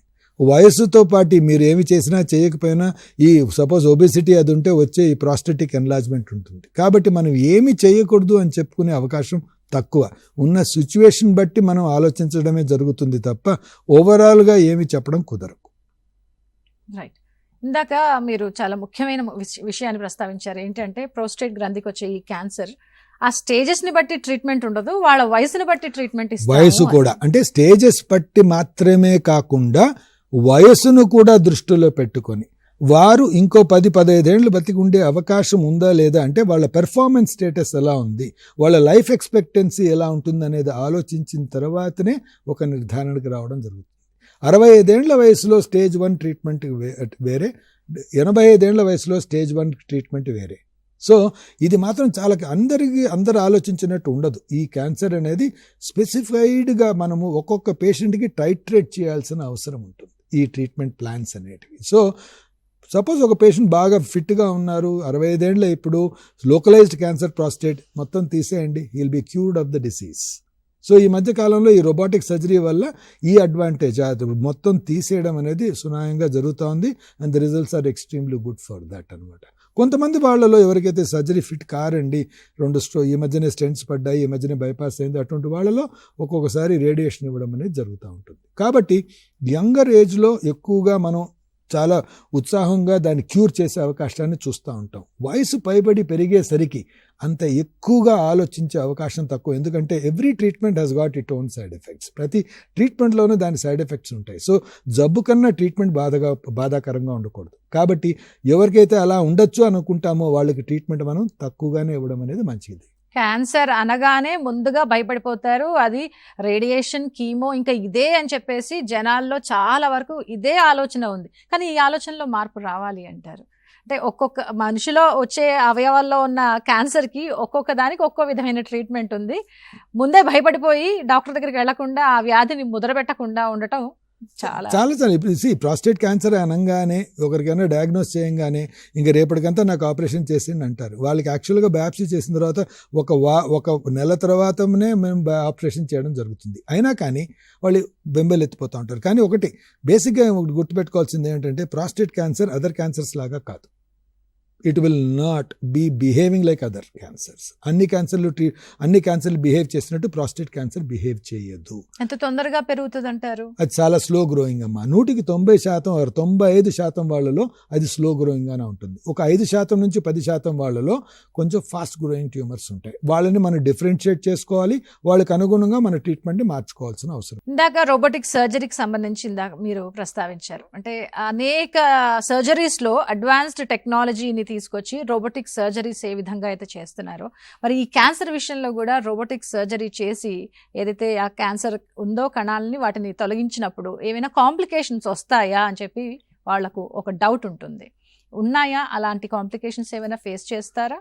Most of the time robotic surgery ఈ మధ్య బాగా ఎవాల్వ్ అయిందమ్మా. ఫస్ట్ ఒక డెకేడ్ ముందు, ఒక 10 సంవత్సరాల ముందు దానికి తగ్గట్టుగా కొన్ని కాంప్లికేషన్స్, ఎస్పెషల్లీ యూరిన్ లీక్ అయిపోవడం, కంట్రోల్ లేకపోవడం అనేది జరిగేది. కానీ ఈ మధ్య కాలంలో ఎక్స్పీరియన్స్ పెరిగింది, మనం చేసే విధానం పెరిగింది, చాలామంది నేర్చుకున్నారు. ఆ కాంప్లికేషన్స్ ఉండే అవకాశం, రొటీన్ ఆపరేషన్కి ఉండే కాంప్లికేషన్స్ ఉండే అవకాశం ఏదైతే ఉందో అదే, అంతేగాని స్పెసిఫిక్గా అంతకన్నా ఎక్కువగా ఏదో కాంప్లికేషన్స్ ఉండే అవకాశం తక్కువ. సో దాని గురించి ఎక్కువగా భయపడాల్సిన అవసరం లేదు.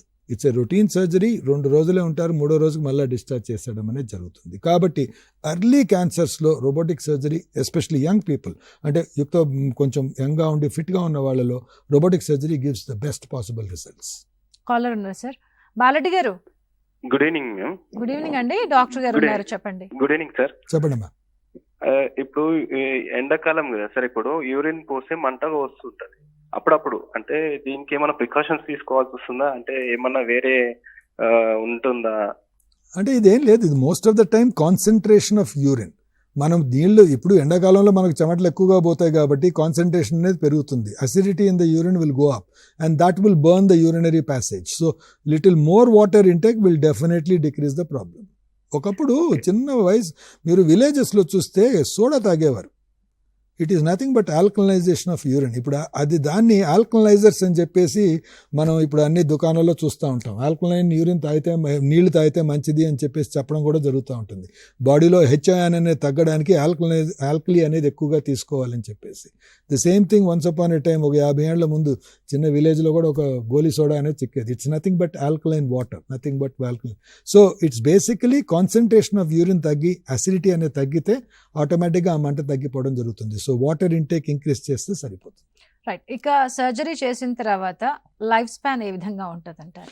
ప్రాస్టేట్ క్యాన్సర్లో మోస్ట్ ఆఫ్ ద టైం నేను చెప్పాను కదమ్మా ఇందాక, 100 మందికి మనం ప్రాస్టేట్ క్యాన్సర్ని డయాగ్నోస్ చేస్తే ఒక 15 నుండి 20 మంది మాత్రమే ఆ ప్రాస్టేట్ క్యాన్సర్తో చనిపోతారు. 80 మంది ఆ ప్రాస్టేట్ క్యాన్సర్తో చనిపోరు. ఎందుకంటే ట్రీట్మెంట్లు జరుగుతాయి and most of the time వీళ్ళకి ఏమవుతుంది అంటే అడిషనల్ ప్రాబ్లమ్స్ ఉంటాయి. ఇప్పుడు 70 ఏళ్ల వయసులో షుగర్ ఉండొచ్చు, బీపీ ఉండొచ్చు, హార్ట్ ఉండొచ్చు, ప్రాబ్లమ్స్ ఉండొచ్చు, స్టెంట్స్ పడి ఉండొచ్చు, స్ట్రోక్స్ రావచ్చు. సో ఇలాంటి అదర్ కారణాల వల్ల అయిపోయే అవకాశం ఉంటుంది తప్ప ఏదైనా ప్రాబ్లమ్స్ వచ్చే అవకాశం స్పెసిఫిక్గా ప్రాస్టేట్ క్యాన్సర్ వల్లనే చనిపోయారు అనుకునే అవకాశాలు జస్ట్ 15 to 20% మాత్రమే. ఓకే. అంటే ఇప్పుడు క్యాన్సర్కి సంబంధించి ఈ విధంగా ఉంటే ఇందాక మనం బీపీహెచ్ గురించి మనం మాట్లాడుకున్నాం, ఇన్ఫెక్షన్స్ వస్తాయి అని చెప్పి. ఆ ఇన్ఫెక్షన్స్ కి సంబంధించి ఒకసారి నోటీస్ చేసి మనం ఆ తర్వాత టెస్ట్ అండ్ ట్రీట్మెంట్ గురించి మాట్లాడుకుందాం సార్. ఇప్పుడు మీరు 50 ఏళ్ల ముందు ఇన్ఫెక్షన్లు, 70 ఏళ్ళు వచ్చిన తర్వాత క్యాన్సర్స్, ఈ మధ్యలో ఉండే చూసారా ఇదే ఎక్కువ భాగం అమ్మ. 50 to 70 years మధ్యలో వచ్చేటివి ఈ బినైన్ ఎన్లార్జ్మెంట్ ఆఫ్ ప్రాస్టేట్. అంటే క్యాన్సర్ కారణం కాకుండా ఈ బినైన్ ఎన్లార్జ్మెంట్ అంటే ప్రాస్టేట్ గ్రంథిలో వాక్యోచన రావడం అనేది జరుగుతుంది. ఈ వ్యాకోచన వచ్చినప్పుడు వీళ్ళకి మూత్ర విసర్జనలో ట్రబుల్ అవుతుంది, సరిగా రాదు, ఎక్కువ సార్లు వస్తుంది, మంట పుడుతుంది, యూరిన్ ఇన్ఫెక్షన్స్ రావచ్చు, బ్లడ్ రావచ్చు. వారు మా దగ్గర రావడం జరుగుతుంది. ఎంత వ్యాకోచించిందని ఒక అల్ట్రాసౌండ్ చేయడం, ఏమాత్రం యూరిన్ పాస్ చేస్తున్నారని తెలుసుకునేదానికి యూరోఫ్లోమెట్రీ అని ఒక టెస్ట్ చేయడం, అలానూ వీళ్ళలో క్యాన్సర్ లేదు కదా అని తెలుసుకునేదానికి ఆ సీరం పిఎస్ఏ అని ఇందాక చెప్పినట్టు ఆ టెస్ట్ చేయడం. ఇవన్నీ చూసుకున్న తర్వాత వీరిలో ఈ బీపీహెచ్ వల్లనే వీరు మూత్ర విసర్జన సరిగా రావటం లేదు అంటే వాళ్ళకి ట్రీట్మెంట్ చేయడం జరుగుతుంది. ఆ ట్రీట్మెంట్ ఎలా ఉంటుంది? ఉన్న పరిస్థితిని బట్టి ఉంటుంది. సపోజ్ ప్రాబ్లం అనేది ఎక్కువగా లేదనుకోండి, ఒక మెడిసిన్స్ ఇచ్చి ఈ మధ్యకాలంలో టాంసిలోసిన్, సిలిడోసిన్ అనే మందుల వల్ల వాళ్ళకి మూత్ర విసర్జన బాగా వచ్చేటట్టు చేసే అవకాశం ఉంటుంది. సపోజ్ వాళ్ళ మూత్ర విసర్జన చాలా కష్టంగా ఉంది, రావటం లేదు, కొంతమందికి ఆగిపోయి ట్యూబ్ పెట్టాల్సిన అవసరం వచ్చింది అన్న వాళ్ళలో వాళ్ళకి సర్జరీ చేసి ఆ పెరిగిన గ్రంథిని తీసి వాళ్ళ చేత యూరిన్ పాస్ చేయడం జరుగుతూ ఉంటుంది. ఆ చేసే ఆపరేషన్ అది బైపోలార్ టీయూఆర్ అంటాం, లేకపోతే హోలెప్ అనే ఆపరేషన్తో అది తీసేయడం అనేది జరుగుతుంది. సో దానివల్ల వాళ్ళ మూత్ర విసర్జన నార్మల్గా రావడం, వాళ్ళు ముందులాగా యుక్త వయసులో ఎలా అయితే యూరిన్ పాస్ చేసేవారో అలా చేయడం అనేది జరుగుతూ ఉంటుంది.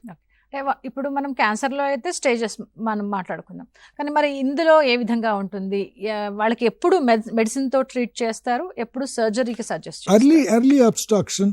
సపోజ్ మీకు 55 ఏళ్ళు ఉన్నాయి, 54 ఏళ్ళు ఉన్నాయి, వెరీ యంగ్ పీపుల్, వాళ్ళలో ఎర్లీ అబ్స్ట్రాక్షన్, ఇప్పుడే యూరిన్లో మంటగా కష్టంగా ఉంది, అటువంటి వాళ్ళలో మెడిసిన్స్ మాత్రమే చేస్తాం. ఎవరికైతే యూరిన్ ఆగిపోయింది, 2 కిడ్నీలు వాచిపోయినాయి, స్టోన్స్ తయారైనాయి, మాటిమాటికి ఇన్ఫెక్షన్లు వస్తున్నాయి, అటువంటి వాళ్ళలో తప్పకుండా ఆపరేషన్ అవసరం పడుతుంది. ఇంకో మార్గం ఉండదు. ఓకే. కిడ్నీస్ కూడా ఎఫెక్ట్ అవుతాయంటారు? అవ్వచ్చు. మూత్రం ఆగిపోయిన వాళ్ళలో 2 కిడ్నీలు ఎఫెక్ట్ అయ్యే అవకాశాలు కూడా ఉంటాయి. ఓకే. సర్జరీకి సంబంధించి చెప్పండి. బీపీహెచ్లో సర్జరీ ఏ విధంగా ఉంటుంది ట్రీట్మెంట్? సర్జరీ అనేది స్టాండర్డ్గా యూజువల్గా 2 రకాలుగా ఉంటుందమ్మా. ఒకటేంటంటే టీయూఆర్పీ, బైపోలార్ టీయూఆర్పీ, ఇప్పటికి 50 ఏళ్ల నుంచి అదే జరుగుతూ ఉంది.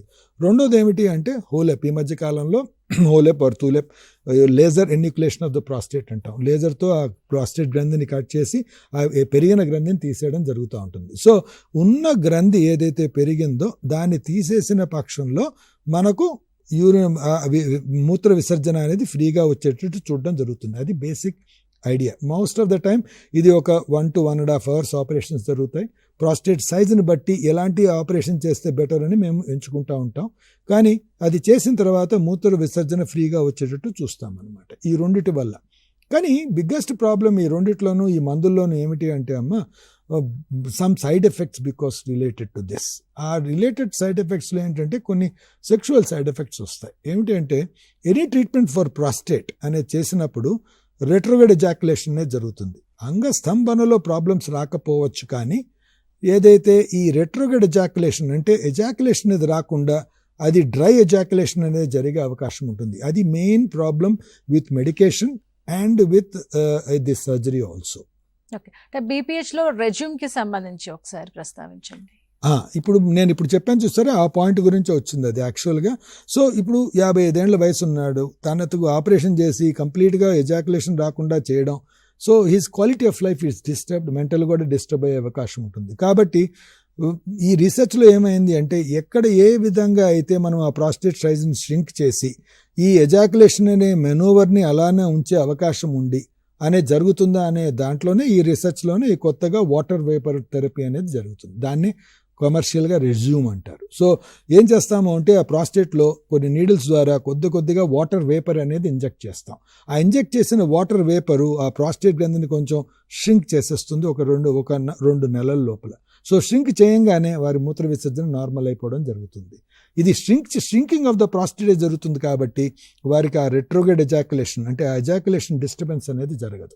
కాబట్టి ఈ మధ్య కాలంలో యుక్త వయసులో ఉన్న వాళ్ళు, young people or patients who are there on 75 or 80 years బాగా సిక్గా ఉండి ఫిట్ లేని వాళ్ళు, ఆపరేషన్ ఫిట్ లేని వాళ్ళలో ఈ మెథడాలజీని అడాప్ట్ చేసుకోవడం అనేది జరుగుతూ ఉంది. ఎందుకంటే సపోజ్ 80 ఏళ్ళు ఆయన మూత్ర విసర్జనలో ప్రాబ్లం వచ్చింది, ట్యూబ్ పెట్టారు, ఆయన ఫిట్ కాదు ఆపరేషన్కి, జీవితం అంతా ఆ ట్యూబ్లోనే ఉండాలన్న దానికన్నా ఈ రోజు మన పద్ధతి ద్వారా చేసేసుకొని 2 నెలల కన్నా కనీసం యూరిన్ విసర్జన చేయడం అనేది ఈజీగా ఉండేటట్టు చూసుకోవచ్చు. కాబట్టి young people who want this ejaculatory functions to be retain, వాళ్ళలో ఎవరికైతే మనం రిటైన్ చేయాలనుకుంటామో, లేకపోతే ఎల్డర్లీ పీపుల్ వేర్ ఆపరేషన్ అనేది చాలా రిస్కీగా ఉంటుందో వాళ్ళలో ఈ రెజ్యూమ్ అనే ఆపరేషన్ చాలా మటుకు యూస్ఫుల్గా ఉంటుంది.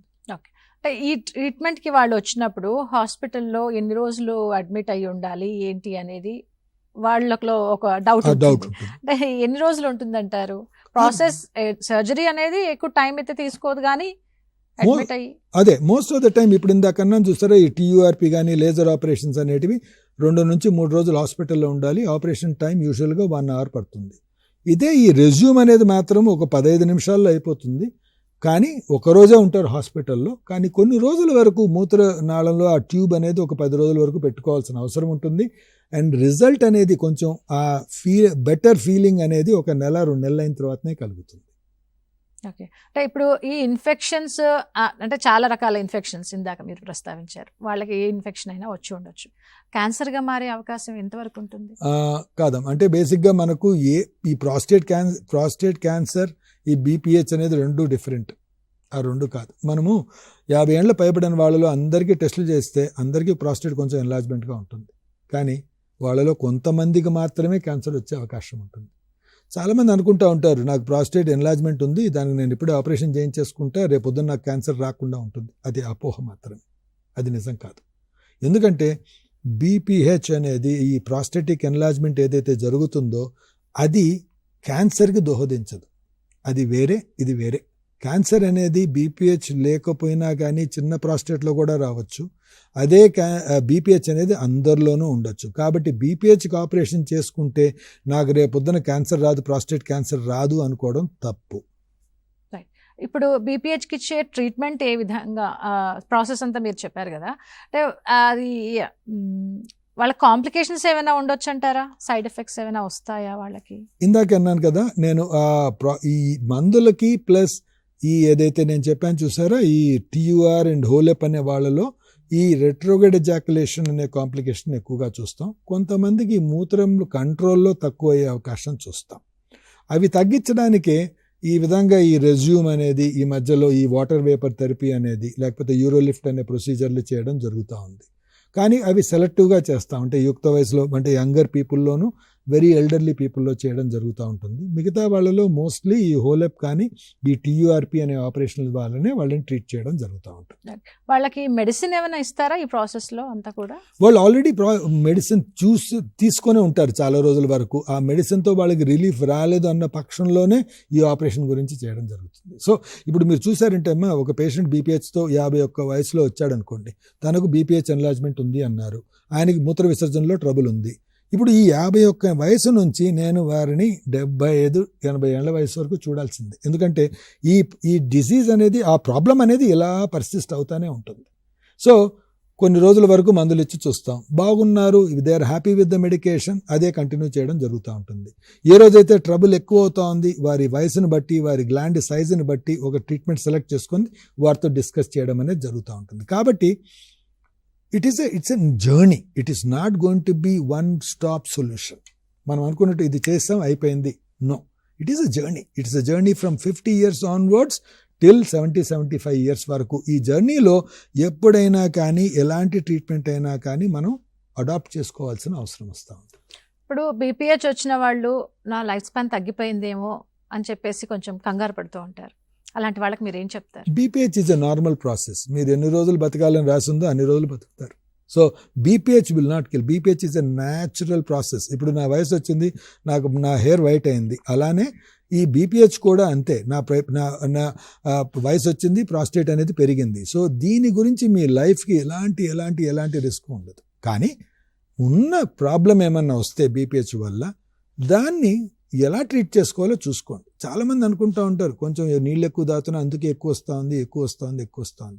అలా ఒక 5 ఏళ్ళు నడిపించేసి 2 కిడ్నీలు వాచిపోయి కిడ్నీలు సరిగా పనిచేయకుండా వచ్చేవాళ్ళు కూడా ఉంటారు. కాబట్టి anything which is not normal, ఏదైతే నార్మల్ కాదో అది అబ్నార్మల్ కిందనే పరిగణించాలి. ఒక వయసులో రాత్రి లేయడం, ఒక్కసారి లేయడం నార్మల్ అనుకుంటే, సపోజ్ 5 సార్లు లేస్తున్నారు అంటే అది అబ్నార్మల్ కిందనే పరిగణించాలి. అంతేగాని నేను నీళ్ళు ఎక్కువ తాగుతున్నాను అందుకే 5 సార్లు లేస్తున్నాను అని సర్ది చెప్పుకోవడం చేయకుండా, దానికి ఆ టైంలో కరెక్ట్గా ఇన్వెస్టిగేట్ చేసి ట్రీట్మెంట్ చేసుకుంటే యూ విల్ బి బెటర్. అయితే ఇప్పుడు మిగతా క్యాన్సర్స్తో పోలిస్తే ఇది చాలా నెమ్మదిగా పెరిగే క్యాన్సర్ అయినా కూడా వాళ్ళకి కౌన్సిలింగ్ ఎంతవరకు అవసరం అంటారు? ప్రాస్టేట్ క్యాన్సర్ వచ్చిన వాళ్ళలో కౌన్సిలింగ్ ఒకటి ఉంటుంది, వచ్చేస్తుందేమో అని భయపడే వాళ్ళలో ఒక కౌన్సిలింగ్ ఉంటుంది. ఈ మధ్యకాలంలో వీళ్ళు కూడా ఎక్కువైపోయారు. ఎందుకంటే ఈ ఆలోచన వల్ల, లేకపోతే ఇన్ జనరల్ జరిగే బ్లడ్ టెస్ట్లు అన్నీ చేసేసుకొని నా పిఎస్ఏ కొంచెం పెరిగింది, నా క్యాన్సర్ ఉందేమో అని ఒక భయపడే వాళ్ళు కూడా ఉంటారు. కాబట్టి ఫస్ట్ థింగ్, మీరు అంటే ఒక రిపోర్ట్ కొంచెం వ్యత్యాసం ఉంది అన్నంత మాత్రాన క్యాన్సర్ ఉంటుంది అనుకోవడం తప్పు, నెంబర్ 1. నెంబర్ 2, 40 ఏళ్ల వాళ్ళు, 35 ఏళ్ల వాళ్ళు ప్రాస్టేట్ క్యాన్సర్ గురించి చెక్ చేసుకోవడం తప్పు. సో 50 నుంచి 65 ఏళ్ల వయసులో మూత్రానికి సంబంధించిన ప్రాబ్లమ్స్ ఉన్న వాళ్ళలోనే ప్రాస్టేట్ క్యాన్సర్కి చెక్ చేసుకోండి. అంతే తప్ప ర్యాండమ్గా ప్రతి ఒక్కరూ చేయడం అనేది సబబు కాదు. 70 ఏళ్ళు పైబడిన వాళ్ళలో చెక్ చేసుకుంటే దానికి ఒక అర్థం ఉంది, ఎందుకంటే ఆ టైంలోనే క్యాన్సర్ వచ్చే అవకాశం ఉంటుంది. కాబట్టి ఇది ఊరికే మనకు ఒక పెద్ద ప్రాబ్లము, దీనివల్ల మనం మొదటి నుండి చెక్ చేసుకుంటా ఉండాలి అనుకోవడం తప్పు. సో ఈవెన్ జన్యుపరంగా మీ సిబ్లింగ్స్లో కూడా ఎవరికైనా క్యాన్సర్ ఉంటే వాళ్ళకు కూడా 45 ఏళ్ళు 50 ఏళ్ళ వయసు దాటిన తర్వాతనే చెక్ చేసుకోమన్నారు, కానీ 35 ఏళ్లలోనో 25 ఏళ్లలోనో చెక్ చేసుకోమని చెప్పలేదు. కాబట్టి ఈ ఫాల్స్ సెన్స్ ఆఫ్ ఒక భయాన్ని మనం భయంతో ఎక్కువ టెస్టులు చేయడం జరుగుతూ ఉంది, అవసరం ఉన్నప్పుడు తక్కువ చేయడం జరుగుతూ ఉంది. అలా ఈ బ్యాలెన్సింగ్ని కరెక్ట్గా చేసుకుంటే బెటర్గా ఉంటుంది. అంటే సరైన టైంలో వాళ్ళు టెస్ట్లకు వెళ్ళాలి, అనవసరమైన టైంలో టెస్ట్లు చేసుకొని మెంటల్గా డిస్టర్బ్ అవ్వద్దు అంటారు. అంటే వాళ్ళు వెళ్ళే ఈ టెస్ట్ల వల్ల ఏమైనా ప్రాబ్లం ఉంటుందా? అంటే మనసుకు తప్పు కదమ్మా. I see so many patients, PSA అనేది రొటీన్గా చేసేసారు వాళ్ళకి జనరల్ హెల్త్ చెక్లో. ఆయన వయసు 38 సంవత్సరాలు, ఆయనకి క్యాన్సర్ ఉండే అవకాశమే లేదు. ఆ పిఎస్ఏ నార్మల్ 4 ఉండాలి, ఈయనకి 4.7 ఉంది, ఈయనకి నిద్ర పట్టదు. ఇది అవసరమా? ఇంత మెంటల్ అగ్ని అవసరమా? వాడు మళ్ళా చెక్ చేసుకొని అది నార్మల్గా ఉందా లేదా అని చూసుకుంటానే ఉంటారు. So please don't go through those mental agonies. జబ్బు వచ్చినప్పుడు ఎలానే ఉంటుంది అది వేరే విషయం, జబ్బు వస్తుందేమో అని ఈ రోజు నుంచి ఆలోచిస్తా కూర్చుంటే చాలా తప్పు అవుతుంది. సో అవసరం ఉన్న వాళ్ళు టెస్టులు చేయించుకోండి, అవసరం లేని వాళ్ళు అవసరం లేదు. అవసరం లేని వాళ్ళు చేయించుకొని నాకు ప్రాబ్లం ఉంది అనుకోవడం తప్పైపోతుంది. అసలు ఈ ప్రోస్టేట్ గ్రంథి క్యాన్సర్ బారిన పడకుండా, లేదంటే ఇన్ఫెక్షన్స్ మనం మాట్లాడుకున్నాం, వీటి బారిన పడకుండా ఉండాలి అని అంటే అసలు ఎలాంటి లైఫ్ స్టైల్ ఉండాలి, మేము ఏం చేయాలని చెప్పేసి చాలా మంది అనుకుంటూ ఉంటారు. అదే ఆయన అడిగారు కదా, యూరాలజీకి సంబంధించి యూరినరీ ఇన్ఫెక్షన్స్ రాకుండా ఉండాలంటే ఎలాంటి సేఫ్టీ మెజర్స్ తీసుకోవాలి సార్? ఒకరేమో చెప్తారు రోజుకి 4 లీటర్లు తాగండి మంచినీళ్ళు, ఒకరేమో 5 లీటర్లు తాగండి, మీ ఎత్తును బట్టి తాగండి, మీ వెయిట్ ని బట్టి తాగండి, ఇలా అనేకం చెప్తూ ఉంటారు. ఏది ఫాలో అవ్వాలి సార్? ఇది మాత్రం ఈ ఒక్క క్వశ్చన్ మాత్రం లాస్ట్ లో ఆన్సర్ చేయాలమ్మా. ఏ మనిషి కూడా ఎన్ని నీళ్లు తాగాలని కొలుచుకొని తాగకూడదు. భగవంతుడు ఆకలి అని చెప్పాడు ఎంత తినాలి అని చెప్పడానికి, దప్పికాని ఇచ్చాడు ఎంత తాగాలి అని చెప్పడానికి. క్వెంచ్ యువర్ థర్స్ట్, మీ దప్పికని మీరు ఆర్చండి, అంతే తప్ప ఎక్కువగా తాగితే మంచిది అని చెప్పి అనుకోవడం తప్పు. ఒక విషయం చెప్తాను, ఇది ట్రాపికల్ కంట్రీ, అంటే ఎండలు ఎక్కువగా ఉంటాయి. కాబట్టి మనకు చెప్పింది ఏమిటి అంటే పూర్వీకులు కానీ ఎక్కడైనా కానీ నీళ్లు తక్కువ తాగకండి అన్నారు, అంతే తప్ప ఎక్కువ తాగితే మంచిదని ఎక్కడా రాసలేదు. ఒక కాలంలో ఎప్పుడైతే ఏసీలు లేవు, ఇండ్లు లేవు, అందరు పూరిపాకల్లో ఉన్నారు, ఆ టైముల్లో మనకు వేదాలన్నీ రాశారు, దాని గురించి చెప్పారు. అప్పుడు ఏసీలు లేవు కాబట్టి వాళ్ళు ఏం చెప్పారు, నీళ్లు తక్కువగా తాకండి, ఇది ట్రాపికల్ కంట్రీ, చెమట రూపేనో మీరు చాలా కోల్పోతారు, కాబట్టి తక్కువ కాకుండా చూసుకోండి, అంతేగాని ఎక్కువ తాగితే మంచిది అని ఎక్కడా లేదమ్మా. ఒక సింపుల్ ఎగ్జాంపుల్ నా పేషెంట్లకి అందరికీ చెప్తాను. స్కాట్లాండ్ ఆర్ ఐస్లాండ్ కంట్రీలో ఉంటారు, అంత చలి దేశంలో, వాళ్ళు 4 లీటర్ల నీళ్ళు తాగలుగుతారా? ఇంపాసిబుల్. వాళ్ళు 300 ml కన్నా ఎక్కువ తాగరు. వాళ్ళు నీళ్ళు ఎక్కువ తాగాల్సి వస్తుంది నోరు కడుక్కోవడానికని సోడా వాటర్ తాగుతారు, స్పార్క్లింగ్ వాటర్ అంటారు వాళ్ళు. అటువంటి వాళ్ళు హెల్తీగా లేరా? అందరూ హెల్తీగా ఉన్నారు. కాబట్టి ఇది ఒక పెద్ద అపోహం.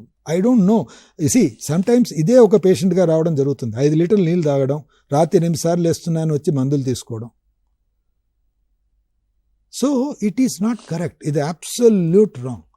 దెర్ ఈస్ నథింగ్ లైక్ ఇన్ని లీటర్లు నీళ్లు తాగాలి ఎక్కడ లేదు. ఒక వ్యవసాయం చేసే వ్యవసాయం చేసే నాగలు దున్నే రైతు 2-3 లీటర్లు తాగాల్సిన అవసరం ఉంటుంది. పొద్దున్నటి సాయంత్రం వరకు నేను ఏసీలోనో కూర్చొని ఉన్నాను అనుకోండి, నాకు 1 లీటర్ కన్నా అది కూడా ఎక్కువ అయిపోతుంది. So where is the limit? అనవసరంగా తాగడం అనేది మంచిది కాదు. ఇన్ఫ్యాక్ట్ తాగేదేమో నీళ్లు, పోసేదేమో యూరిన్, 2 ఒకటి కాదు. యూ డోంట్ పాస్ వాటర్, మీరు యూరిన్లో చాలా సాల్ట్ వెళ్ళిపోయే అవకాశం ఉంటుంది. సో ఈ ఎక్కువ తాగితే మంచిది అనే ఒక అపోహను దూరం పెట్టుకోండి. అది మాత్రం that it self is causing many diseases. దానివల్ల చాలా మందికి సోడియం అనేది తగ్గిపోయి అడ్మిట్ అవ్వాల్సిన అవసరం వస్తూ ఉంది. అన్నిటికన్నా మోస్ట్ ఇంపార్టెంట్ పాయింట్ ఇదేనేమో ఈరోజు. Right, thank you so much for joining sir. Thank you. ఇది వాళ్ళ కార్యక్రమం. చూస్తూనే ఉండండి TSAT.